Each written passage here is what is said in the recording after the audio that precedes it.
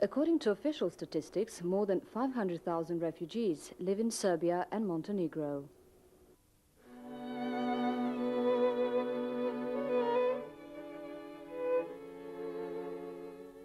The war in Croatia and Bosnia and Herzegovina was the reason for more than 1 million people to flee from their houses.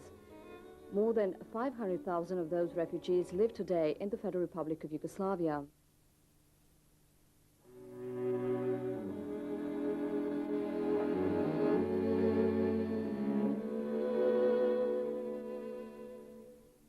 Zaklali su mi muža i sina i snavu i tako, ovu šćer i sve su mi pokupili.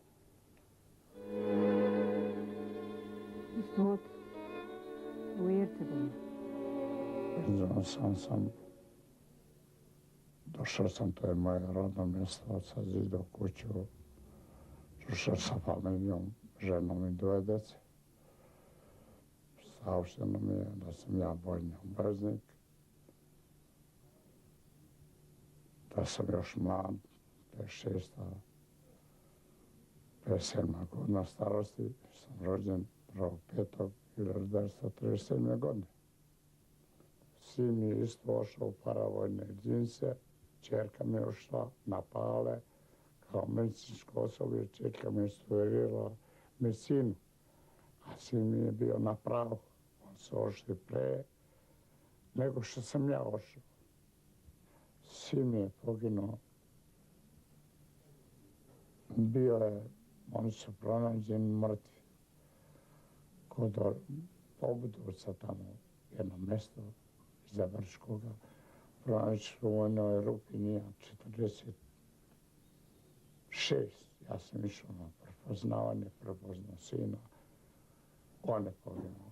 Čerka mi je poginula, kasnije njega ona je poginula 12. decembra 1992. godine na putu Bijeljina Ploče. A žena mi je razmijenjena 14. aprila 1993. godine mrtva iz Lovora, Gornji Rajić. Ja sam potrefen, znam da nemam nigdje nikoga, nigdje ništa, ni od kaj pomoći nikada nema. Ostavili smo sve, čitav život smo ostavili, da ne nabrajam materijalna dobra. Tu spada u prvom redu kuća, stan, posao, ali ono što najviše boli, ostalo je djetinjstvo, mladost, čitav život je ostao tamo. Ovdje toga više nema. Ostali su nam grobovi najmiliji. Ostali su nam grobovi roditelja, meni majke, njegov, oba dvoje roditelja. Ono što više nikad ne možemo imati. Da ne znam gdje živimo i kako da živimo. Ja im kažem da sam došla iz Bosne, da sam iz kraja iz Foče, da se zove Mauma Mešić. I se sećaš ti kuću u Foči? Kako je bila kuća u Foči? Lijepa je bila. Ne znam zašto sam je napustila.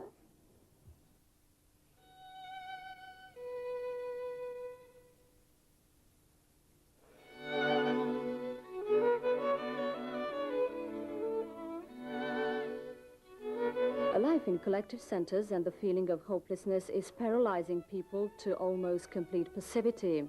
The Red Cross volunteers are trying to bring some hope, activity and dignity back into their lives. In July 1993, the Federation of Red Cross and Red Crescent Societies started the social welfare program in the Federal Republic of Yugoslavia. The program is offering psychological support to 500,000 refugees, victims of war, living in host families and collective accommodation. The program is offering support to those who suffer from stress or traumatic experiences due to war. 25,000 of the most vulnerable people live in bad conditions in collective centers, often isolated in rural areas. Many of these refugees have lived in these centers for more than 3 years, and new refugees are still coming from the war zones in Bosnia and Herzegovina. There is still no perspective of repatriation.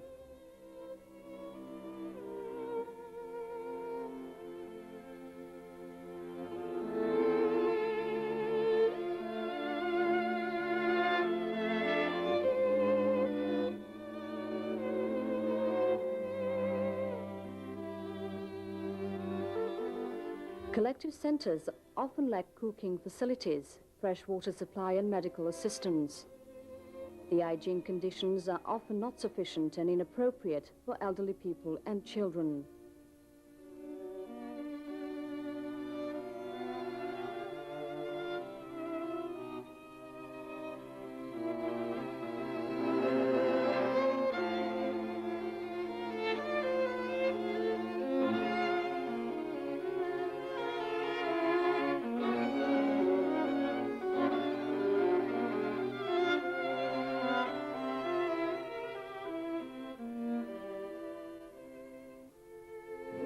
What does the teacher say? To the boy, she says to him, "Igor, you're getting smaller and smaller." Of course he's getting smaller. Look what we are eating. Let them come and see for themselves. This is a meal for 2 persons. The conditions we live in are horrible. The place itself is quite all right. It is warm. The food is terrible. We're far away from any place. For us elderly people, it's even worse because we have no eyeglasses. We would probably read something, but it's not possible for every one of us. But somehow we help ourselves. We exchange glasses among ourselves. We are doing fine. Why is it you do not have eyeglasses? I cannot buy them, and I just did not manage to bring mine with me. I have no eyeglasses. It is not easy to get medicines, and it is also very hard on us not having a doctor or a nurse, no telephone. So I sometimes feel here as if I am in some kind of a concentration camp. Good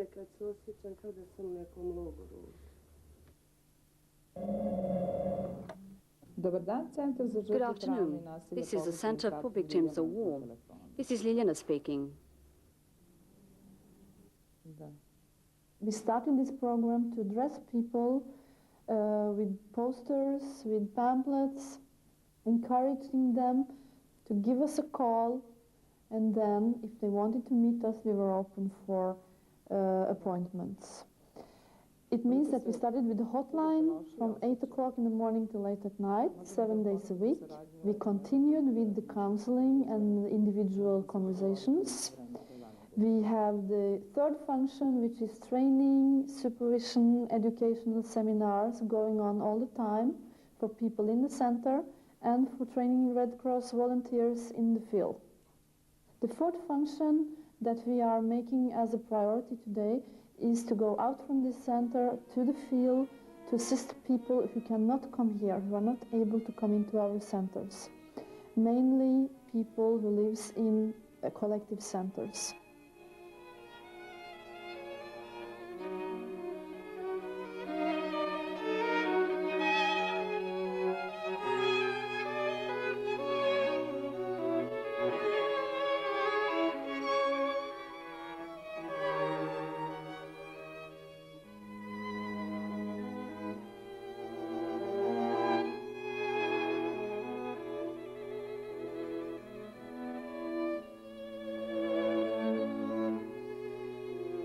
The people in collective centers are considered to be extremely vulnerable, as they are mostly single mothers with children, elderly people, sick and traumatized.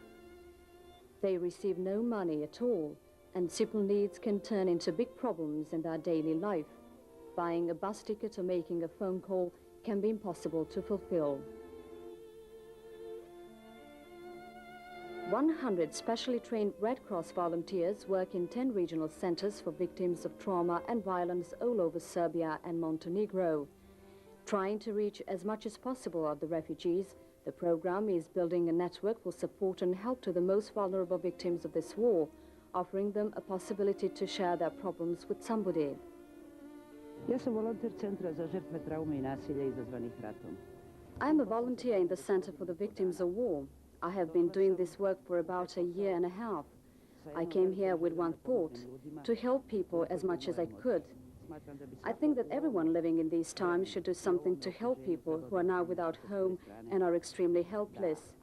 This work enabled me to visit many refugee camps.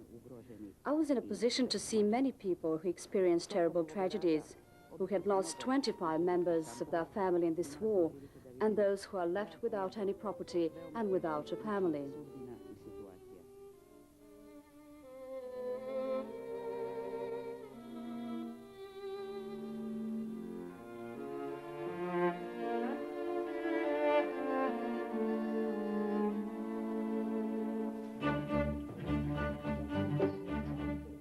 The social welfare program provides special programs for children, helping them to express their grief and anxieties through games and drawings.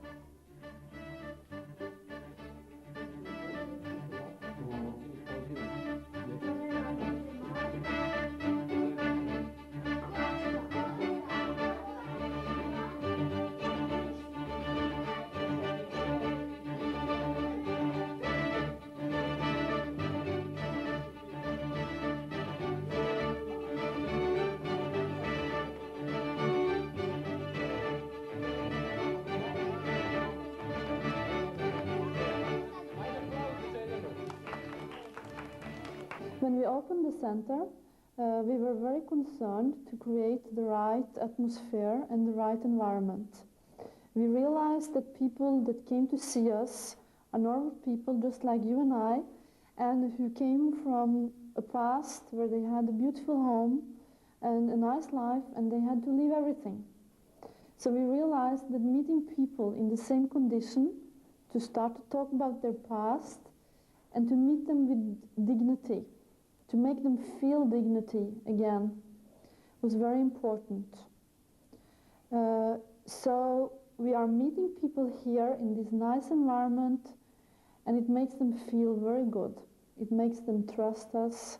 It makes them feeling able to open up, to talk about the past, and then we are trying to help them and assist them to talk about the future. You have not mentioned the terrible things that happened to you and must have upset you very much as an intelligent, mature, and independent woman. What had happened when you tried once to deliver some food to your husband and to those who were imprisoned with him?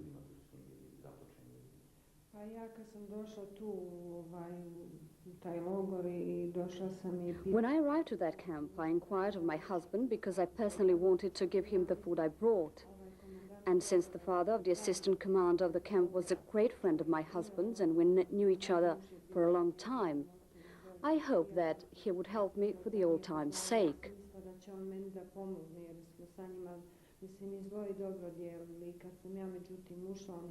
However, when I came in, he received me with courtesy. We sat together and talked. And I saw my husband, but from a distance.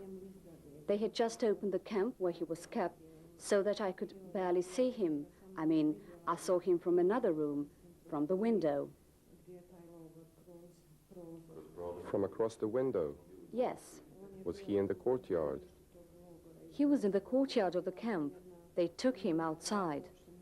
There was just one metal door, and there were no windows. When I saw him, I began to cry, and the commander started to laugh cynically because I was crying. I asked him if he would cry if his wife were in prison there, and they had had a beautiful marriage and had children. He laughed and said that he wouldn't. I said, I feel like crying, and I will cry.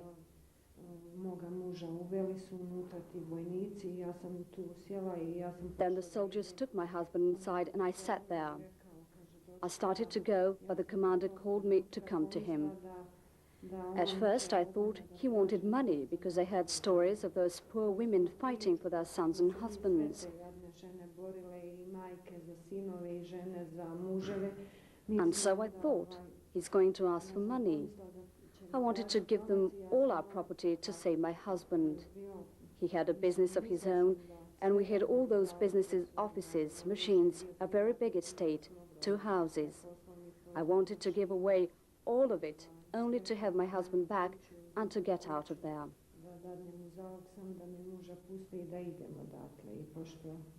What happened then? I started after him, and he took me to a room nearby, but I kept to the door. I could only guess what his intentions were. Nevertheless, I was convinced that he would do me no harm. When I entered the room, he told me to close the door, and I began to get afraid and started to cry. He said, "It's no use crying. Take off your clothes, and now I and 6 of my soldiers will take you." Having said that, he ripped off my dress, and I fell unconscious. I could remember nothing, and after the tragedy, I was very weak. I couldn't get up from bed for a month, but with the help from my friends, especially one doctor, I recovered. To be a refugee means not being able to satisfy 2 main psychological needs: the need to belong somewhere and to someone, and the need for self-respect. A refugee, regardless of age, is someone who does not belong anywhere and to anyone. A refugee is a person who is somewhere in between his old home and a new one, of which often he has only just a notion, having no sound proof of ever getting one.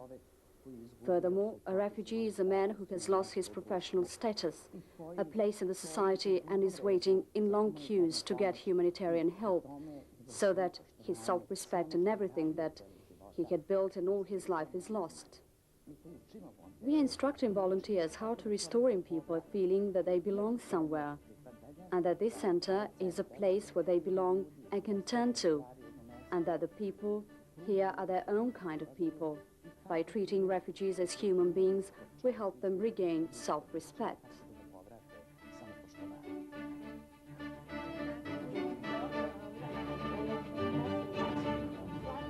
More than 90% of the refugees are living in host families, many of which are social cases themselves. Social welfare co-workers are trying to help them too.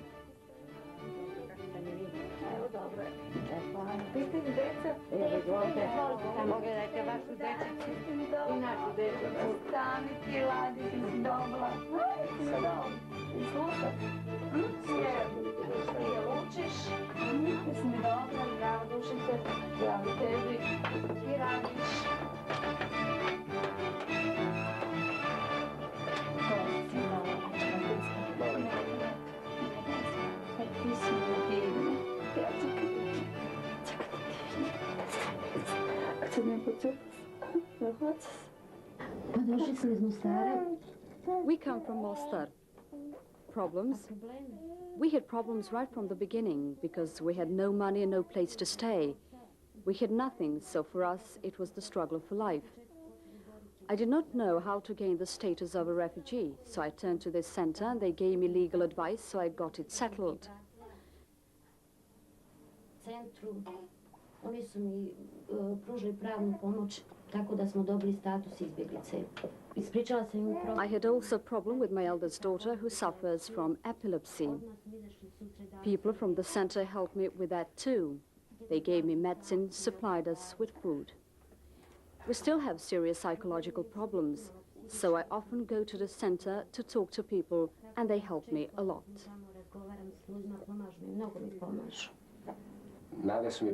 My hopes are divided. First of all, I would like to return to my home. That comes first. But having in mind what happened, people back home have also changed. My second hope is to remain where I am now, to find a job and to live here. If I could possibly get a steady job so as to provide for my family, maybe I would stay here.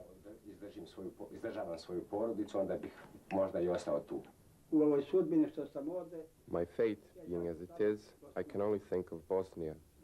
It is always on my mind. It was a beautiful place with beautiful people living in harmony. I grew up with the Serbs. We went to school together in the old Yugoslavia. We served the army together. I worked with them for 38 years in the same firm, 5-6 years of retirement. We lived all of it together, and visits to each other, and were together in bar rooms, in the streets. But there came a time when the Serbs could not live with the Muslims anymore, and the Muslims could not live with the Serbs, and we parted. No matter what happens and how the problem is solved, we will live together again. There is no life if we do not live together. Otherwise, the hatred would become even greater. It would grow every day. Everyone wants to return to their place of birth or to the place where their fathers or grandfathers lived.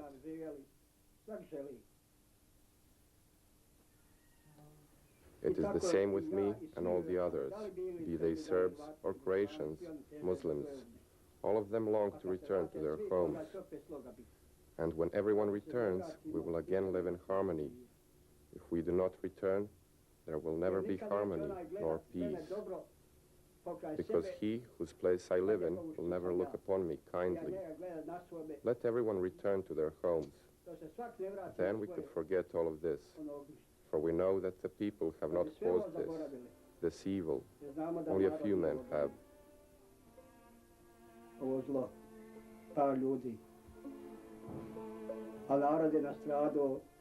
And people have suffered a lot, innocent people, through no guilt of their own. And for what? For nothing. Those who are today refugees will receive food, they will be given shelter, but a long time will pass before they get back their dignity and their future.